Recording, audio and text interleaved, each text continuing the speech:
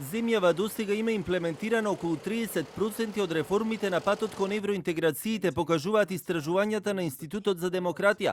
По сектори најмногу напредува Министерството за дигитална трансформација, а најмалку секторот правда и фундаментални вредности. Сепак од Институтот велат дека очекуваат најголем дел од реформите да бидат исполнети оваа година, бидејќи рокот е до 2027, иако има грејс период и од една година плюс, кога се во прашање оние 750 милиони евра кои земјата ги доби од Европската Унија. Моментално се наоѓаме на некои 30% од имплементирање на предложените реформи во документот. За сега најголема имплементација гледаме кај Министерството за дигитална трансформација, која што донесе пакет на закони изминатата година, јуни 2025 година. Најмала исполнетост и имплементација имаме во делот на фундаментални реформи. Тоа е петата област каде што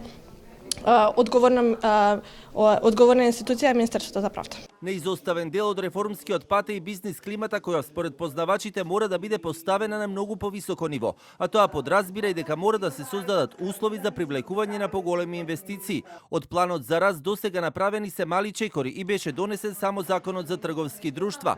Од Бизнис конфедерацијата во земјата укажуваат на тоа дека Македонија мора да воспостави повеќе трговска соработка со земјите од регионот кои се членки на Европската Унија, а да не биде само нем наблюдувач на состојбите. Неопходно е да во таа комуникација и нашите производи и нашите услуги да бидат препознаени и усогласени за да може да бидеме дел од тој конкурентен пазар. Од друга страна, и сами гледате, реалната состојба е дека сме со многу мал процент присутни на меѓународниот пазар, на регионалниот пазар, а на саемите кои овозможуваат трговска размена и бизнис, гледаме дека во повеќето случаи сме гледачи наместо настапувачи. И тоа мораме да го разговараме на овој начин.